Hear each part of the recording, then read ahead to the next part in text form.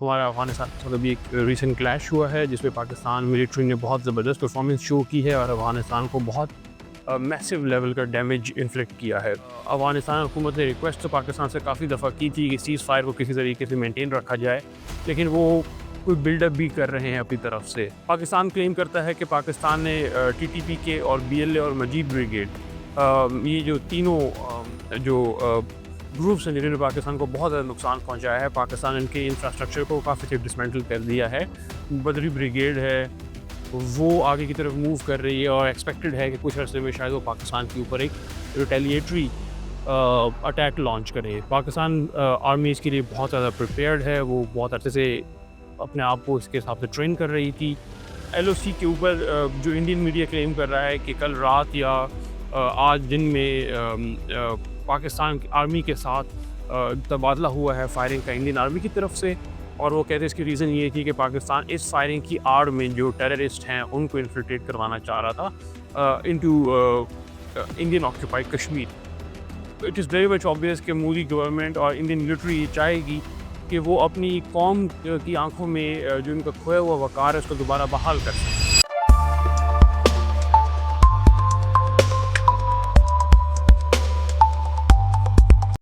बिस्मिल्लाहिर्रहमानिर्रहीम, अस्सलाम वालेकुम viewers, welcome to Sarina vlogs. मैं हूं मोहम्मद मुकीत अली शाह। आप हमारे चैनल को लाइक करें, सब्सक्राइब करें और बेल आइकन को दबाना मत भूलें। जैसा कि हम सब जानते हैं, हमारा अफ़गानिस्तान के साथ अभी एक रीसेंट क्लैश हुआ है जिसमें पाकिस्तान मिलिट्री ने बहुत ज़बरदस्त परफॉर्मेंस शो की है और अफ़गानिस्तान को बहुत मैसिव लेवल का डैमेज इन्फ्लिक्ट किया है। अफ़गानी तालिबान जो हुकूमत है वो भी क्लेम कर रही है कि उससे पाकिस्तान को बहुत ज़्यादा डैमेज पहुंचाया है, लेकिन अल्टीमेटली क्योंकि जो हमारी मिलिट्री प्रोग्रेस है, जो हमारी मिलिट्री माइट है, उसको देख के अंदाज़ा होता है, और जो हमारी मिलिट्री ट्रेनिंग है जिस हिसाब की, कि हमारी मिलिट्री ने उनको बहुत ज़्यादा नुकसान पहुंचाया है। अभी तक सिचुएशन ग्रिम है, डाइसी है। अफ़गानिस्तान हुकूमत ने रिक्वेस्ट तो पाकिस्तान से काफ़ी दफ़ा की थी कि सीज़ फायर को किसी तरीके से मेंटेन रखा जाए, लेकिन वो कोई बिल्डअप भी कर रहे हैं अपनी तरफ से, और सोर्सेज से ये ख़बरें मौसूल हो रही हैं कि हो सकता है कि अगले कुछ दिनों में दोबारा कोई इसी तरीके की स्क्रिमिश पाकिस्तान मिलिट्री और अफ़गान तालिबान के दरमियान हो। पाकिस्तान क्लेम करता है कि पाकिस्तान ने टीटीपी और बीएलए और मजीद ब्रिगेड, ये जो तीनों पार्टीज़ हैं और जो ग्रुप्स हैं जिन्होंने पाकिस्तान को बहुत ज़्यादा नुकसान पहुंचाया है। पाकिस्तान इनके इंफ्रास्ट्रक्चर को काफ़ी हद डिसमेंटल कर दिया है अफ़गानिस्तान के अंदर। जो तालिबान हैं वो ये एक्सपेक्ट नहीं कर रहे थे, लेकिन अब ये सुनने में आ रहा है कि जो तालिबान मिलिट्री है और उनकी जो बदरी ब्रिगेड है, वो आगे की तरफ मूव कर रही है और एक्सपेक्टेड है कि कुछ अर्से में शायद वो पाकिस्तान के ऊपर एक रिटेलिएटरी अटैक लॉन्च करे। पाकिस्तान आर्मी इसके लिए बहुत ज़्यादा प्रिपेयर्ड है, वो बहुत अच्छे से अपने आप को इसके हिसाब से ट्रेन कर रही थी। अब इसके बीच में एक और ख़बर आती है कि जो इंडिया है वो हमारे ईस्टर्न साइड से जो बॉर्डर है उसको बेसिकली इग्नाइट करने की कोशिश करेगा। एलओसी के ऊपर जो इंडियन मीडिया क्लेम कर रहा है कि कल रात या आज दिन में पाकिस्तान की आर्मी के साथ तबादला हुआ है फायरिंग का इंडियन आर्मी की तरफ से, और वो कहते हैं इसकी रीज़न ये थी कि पाकिस्तान इस फायरिंग की आड़ में जो टेररिस्ट हैं उनको इन्फिल्ट्रेट करवाना चाह रहा था इनटू इंडियन ऑक्यूपाइड कश्मीर। अभी तक पाकिस्तान की तरफ से कोई इसकी तरदीद भी नहीं आई है और इसको पाकिस्तान ने अग्री भी नहीं किया, लेकिन ये इंडियन मीडिया की ख़बरें हैं और इंडियन मीडिया के बारे में हम सब जानते हैं कि उनकी क्या क्रेडिबिलिटी रह चुकी है। बट अगेन इस बात को हम डिनाई नहीं कर सकते। देयर इज़ अ पॉसिबिलिटी कि मोदी गवर्नमेंट एक और किस्म का फॉल्स फ्लैग ऑपरेशन कंडक्ट करे और इसकी बेस के ऊपर वो फिर पाकिस्तान के साथ दोबारा आई बॉलिंग सिचुएशन पे आ जाए, क्योंकि अभी जो सिचुएशन अगर हम देखें तो वेस्टर्न बॉर्डर भी हमारा वॉलेटाइल है, same is the case with the eastern border जहाँ पे इंडिया मौजूद है। तो इंडिया डेफिनेटली जो इंडिया के कुछ शर्मिंदगी उठानी पड़ी है मे के वॉर में पाकिस्तान के अगेंस्ट, जिसमें पाकिस्तान ने बहुत ज़बरदस्त तरीके से उनको नुकसान पहुँचाया था, तो अब वो it is very much obvious कि मोदी गवर्नमेंट और इंडियन मिलिट्री ये चाहेगी कि वो अपनी कौम की आंखों में जो इनका खोया हुआ वक़ार है उसको दोबारा बहाल कर सकें।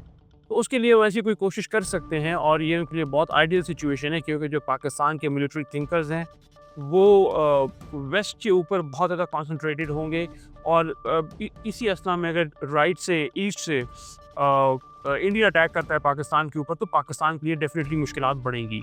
कतर और सऊदीया बहुत अहम रोल प्ले कर रहे हैं। उन्होंने कोशिश की है कि किसी न किसी तरीके से पाकिस्तान और तालिबान के बीच में जो सिचुएशन है, उसको डिफ्यूज़ किया जाए।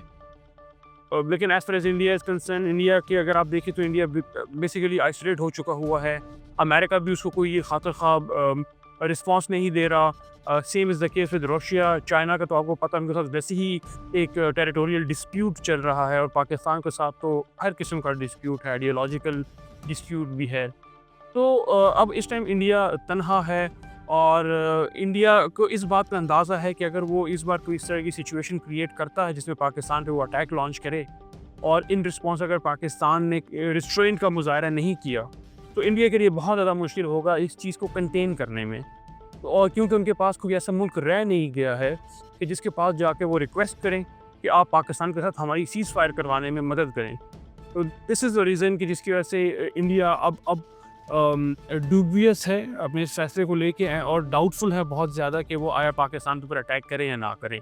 लेकिन ये बात इसको आप सारे इम्कान करार नहीं दे सकते, क्योंकि हो सकता है कि तालिबान के जैसे भी फॉरेन मिनिस्टर हैं वो इंडिया में मौजूद हैं, और उन्होंने वहाँ पे बैठ के उन्होंने अजीत डोवाल से भी मीटिंग की है, उन्होंने फॉरेन मिनिस्टर से भी मीटिंग की है इंडिया के, और वहाँ से एक एक वाइब ये आ रही है, एक ये सेंस प्रिवेल कर रही है कि शायद अफ़गानिस्तान जो है या अफ़गानी तालिबान है वो पाकिस्तान को टेक ऑन करने की तरफ जा रहे हैं।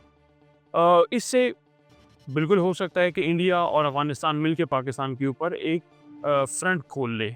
ऐसे में पाकिस्तान के पास क्या ऑप्शंस मौजूद हैं? पाकिस्तान के पास ऑप्शंस तो हैं, क्योंकि हमारी मिलिट्री आपको पता है रेगुलर इंटरवल्स पे की ट्रेनिंग करती है, और वो इस तरह की जो सिचुएशंस हैं उनके लिए उनके पास स्टैंडर्ड ऑपरेटिंग प्रोसीजर्स मौजूद हैं।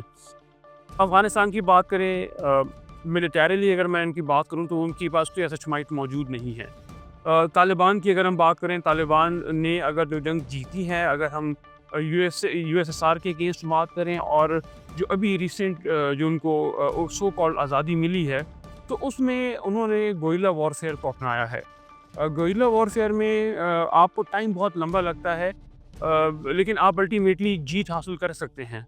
But when it comes to fighting a proper military, जिस तरह पाकिस्तान की है, तो उसमें तालिबान की कोई ऐसी ट्रेनिंग नहीं है, और वो हम अभी जो कुछ दिन पहले जो झड़प हुई है, उसमें हम देख चुके हैं कि पाकिस्तान मिलिट्री ने किस तरीके से उनको नुकसान पहुंचाया।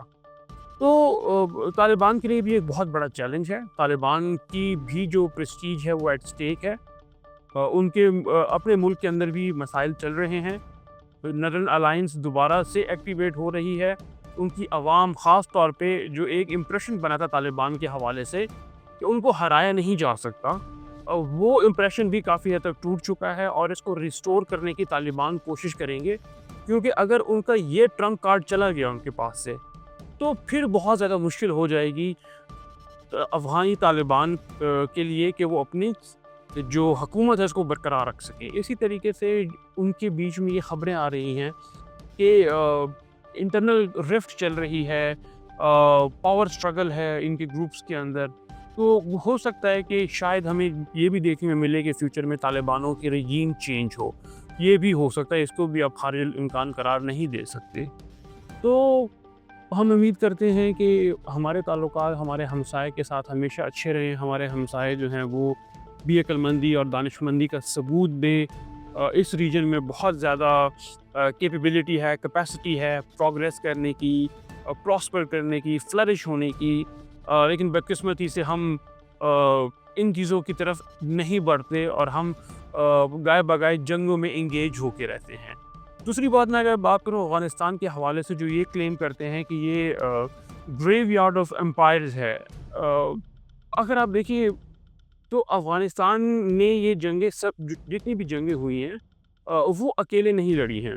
अगर आप यूएसएसआर की वॉर देखें, उसमें अफ़गान तालिबान या मुजाहिदीन थे। तालिबान पाकिस्तान ने पाकिस्तान से ट्रेन किए, बहुत सारे पाकिस्तानी वहाँ गए।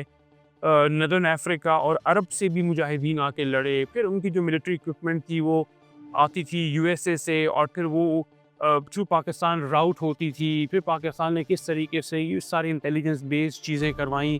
जो रोल पाकिस्तान ने यूएसएसआर को शिकस्त देने में अदा किया अफ़गानिस्तान के अंदर, वो किसी और ने नहीं किया, उसका ज़िक्र नहीं होता। बट अल्टीमेटली ये भी हमें देखने की ज़रूरत है कि वो 10 साल रशिया अफ़गानिस्तान में बैठ के लड़ रहा था। अफ़गानिस्तान के ऊपर रशिया का अप टू सम एक्सटेंट कब्ज़ा हो चुका हुआ था। बहुत नुकसान पहुंचा था अफ़गान लोगों को। तो ये नहीं कहा जा सकता कि वो नहीं हारे। वो अफ़गानिस्तान को शुरू में जो अफ़गानी मिलिट्री थी उनको हराया था, तभी तो रशिया आके अफ़गानिस्तान में बैठ गया था। इसी तरीके से मैं अगर दूसरी बात बोलूँ, जो हम नेटो की बात करते हैं, तो देखिए नेटो 20 साल अफ़गानिस्तान में रहा है। 20 साल तालिबान पहाड़ों में छुपे हुए थे, वहाँ पे फाइट करते थे, लेकिन 20 साल तो अमेरिका रहा ना।